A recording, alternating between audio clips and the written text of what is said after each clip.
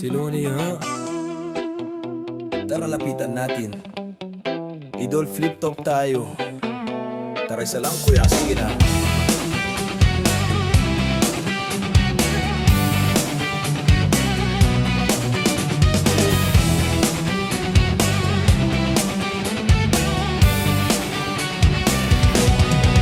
Parinig naman ang rap mo, saan pa naman dyan? Ang ganda naman ang cap mo, abo na lang yan. Ayabang mo naman, wala ka bang kanta na bago? Bakit wala kang bato, takot ka bang matalo? Ha? Paulit-ulit ang tanong ng mga tao, wag sanang apurado. Ano magagawa ko? Wala akong maisip, masyado bang mainit? Akala mo tuloy mo kang suplado, patahimik. Pagod na talaga, galigig, tugugara. Ang 8 oras sa van, 3 oras sa kalabaw. Tapos pag-uwi ko pa para bang hindi ko malaman kung bakit ang buhay ko ay para bang ipelikula. Laging puyat, nagkalat ang papel na nilamukos. Ang dami ng kape, ipinautos. Anda ng aking ballpen, malapit na mautos. Isang patak na lang pero aking ibubuhos. Maliban na magkamali ang sang tulad ko, ako ay tao lang din naman na tulad mo.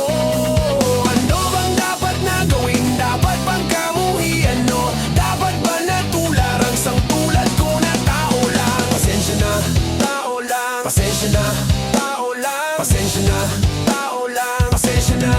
Kasi sa pusong pagkabata, sa plenong tumanda, lumakat humakbang hanggang sa madapa. Huwag kang mawawala ng pag-asa, huwag kang madadala. Kung wala ka pang mali, wala ka pa nagagawa, madadapa ka muna bago ka matutong lumakad. Ang buhay, utang, hulugan ng bayan, kaya huwag kang matakot magkamali. Pero alali lang, huwag kang masyadong magmadali. Yan ang sabi sa akin ng aking itay, na pinapaalam palagi sa akin ni inay. Kadalasan ay hindi nasusunod, ayoko na sumali, gusto kong manood. Minsan wala nang gana, ayoko na mag-rap. Kasi akala ko dati, alam ko na lahat. Yung pala, kulang pa ang kaalaman kong labis. Ngayon alam ko na kung ba't may pambura ang lapis. Maliban na magkamali ang sang tulad ko, ako ay tao lang din naman na tulad mo.